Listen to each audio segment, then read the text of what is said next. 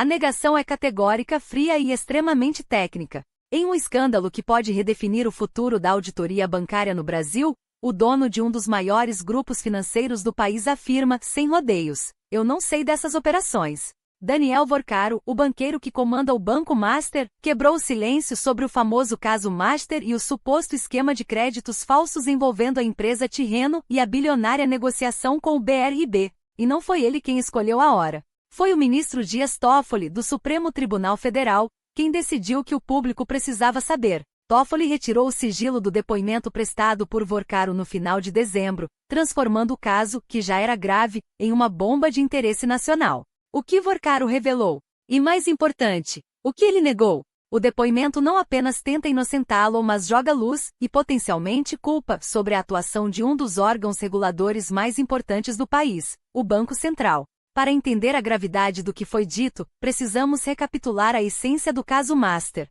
A acusação central, aquela que levou o banqueiro ao depoimento, é que os créditos negociados pela Tirreno, empresa ligada ao Banco Master, e que faziam parte de uma transação de 12,2 bilhões de reais em carteiras de crédito com o BRB, eram, na verdade, falsos ou fraudulentos.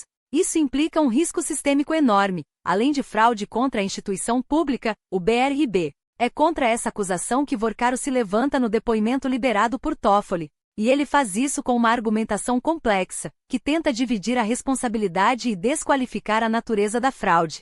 O ponto central de defesa de Daniel Vorcaro está em uma distinção sutil, mas legalmente poderosa, entre asterisco qualidade asterisco da carteira de crédito e asterisco conclusão asterisco do negócio. Quando questionado diretamente sobre se concordava com a acusação de que os créditos da Tirreno eram falsos, Vorcaro foi evasivo sobre o conhecimento operacional, mas direto na negação do crime. Ele disse: "Não concordo, volto a dizer, eu não sei dessas operações.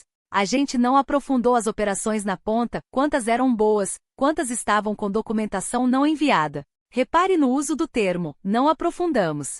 Ele sugere uma falta de asterisco conhecimento imediato asterisco sobre a qualidade individual de cada ativo. Mas o pulo do gato está na sequência da sua declaração. Vorcaro continua, dizendo que a transação final não foi concluída com aqueles ativos questionados. Ele afirma: "A transação final não foi concluída como dito anteriormente, foi realizada com outros ativos do BRB, e não esse. Então não posso dizer que a transação ou as carteiras eram falsas. O que posso afirmar é que a transação não existiu, nem em pagamento para Tirreno, nem na venda para o BRB. Essa é a linha de defesa principal."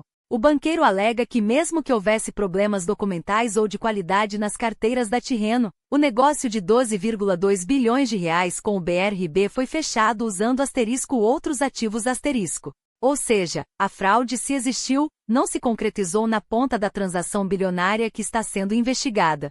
Mas a parte mais delicada deste depoimento, do ponto de vista político e regulatório, envolve a participação do Banco Central. Vorcaro foi questionado se o próprio BC deveria ter identificado as irregularidades ou a falta de documentação antes que a venda dessas carteiras de 12,2 bilhões de reais fosse sequer considerada. A resposta de Vorcaro transforma o BC de fiscal em quase um parceiro na tentativa de correção.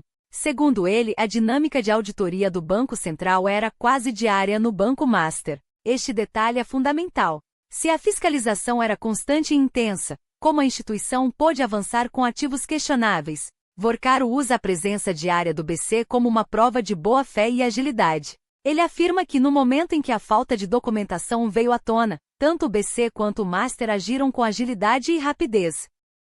O banqueiro, portanto, tenta construir uma narrativa onde o Banco Master agiu de forma proativa ao identificar problemas e abortar o uso dos ativos questionados na transação final. Ele se isenta da responsabilidade direta sobre a falsidade dos créditos, transferindo o peso da falha para a falta de documentação, algo remediável, e defendendo que o sistema regulatório funcionou, o BC percebeu e agiu rapidamente.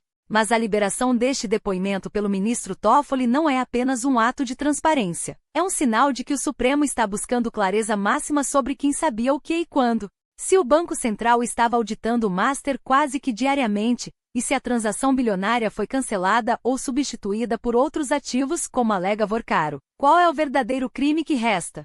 É a tentativa? Ou a própria existência dos créditos problemáticos, independentemente de terem sido vendidos ao BRB? O depoimento de Daniel Vorcaro coloca no centro do debate não só o futuro do Banco Master e de seu dono, mas a eficácia da fiscalização no sistema financeiro brasileiro. A negação de conhecimento é uma defesa poderosa, mas resta saber se o rastro de 12 bilhões de reais aceitará essa desculpa. A investigação continua, agora sob a luz pública. Acompanhe a íntegra e mais desdobramentos aqui no canal.